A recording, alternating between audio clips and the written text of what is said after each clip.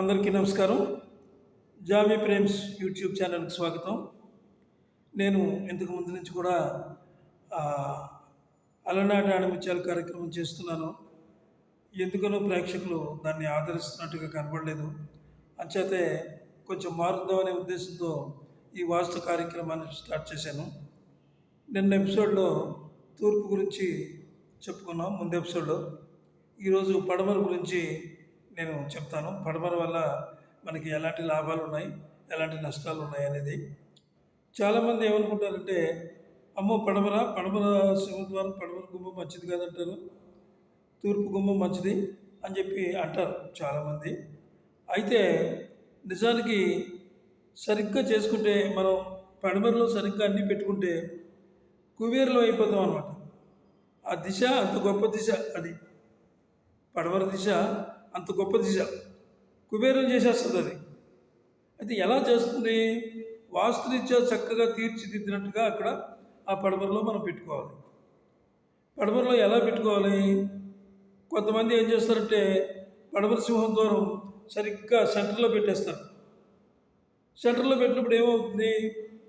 మన ఇల్లు ఎంత ఉందో అది కొలిచి అందులో 9 భాగాలు చేసి, ఇటు ఆ 9 భాగాల లోపలనే మనం పెట్టుకోవాలి గుమ్మం. అంటే ఎక్కడ పెట్టుకోవాలి? సెంటర్ నుంచి వాయువ్య వైపు ఒక అడుగు జరిపి పెట్టుకోవాలి. అంటే పశ్చిమ వాయవ్యంలో కనుక సింహద్వారం పెట్టుకుంటే కుబేరులు చేస్తుంది ఆ సింహద్వారం. అందులో ఎంత మాత్రం కూడా అనుమానం లేదు. దానికి ఎదురుకుండా ఒక గేటు బయటకు వెళ్ళడానికి. అలా చేస్తే మీరు కుబేరులు అయిపోతారు. కానీ కొంతమంది అలా చేయట్లేదు. కొంతమంది ఏం చేస్తారంటే, సెంటర్లో పెట్టేస్తున్నారు కుమ్మాలు, అటు జరిపేస్తున్నారు. అంటే నైరుతికి జరిపేస్తున్నారు అనమాట. ఇటు పశ్చిమ వాయువు ఉంది కదా, ఇటు నైరుతి ఉంది. ఈ నైరుతి జరిపేస్తే కష్టాలు పడుతున్నారు అనమాట.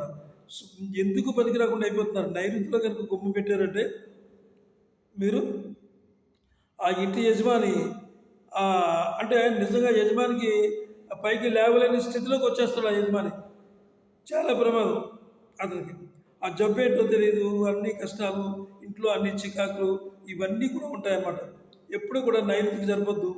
ఇటు వాస్తురీత్యా వాయువ్యంలో పెట్టుకుంటే గుమ్మం చక్కగా ఉంటుంది. దానికి ఎదురుగా మీరు ఎలాగో కాంపౌండ్ వాళ్ళకి గేట్ ఉంటుంది కదా, ఆ గేట్ పెట్టుకోండి.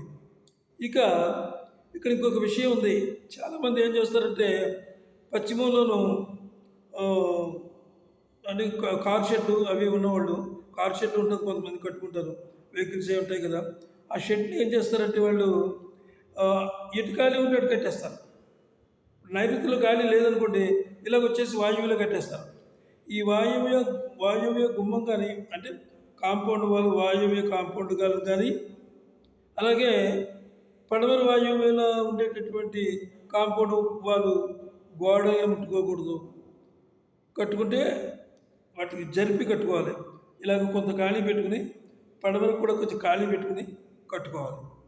నైరుతిలో కట్టి, నైరుతి గోడలో, నైరుతికి గుమ్మంలో నైరుతి మనకి కాంపౌండ్ వాళ్ళు కదా, ఆ గోడ మీద కట్టుకోవచ్చు, పశ్చిమ గోడ మీద కూడా కట్టుకోవచ్చు కార్ షెడ్.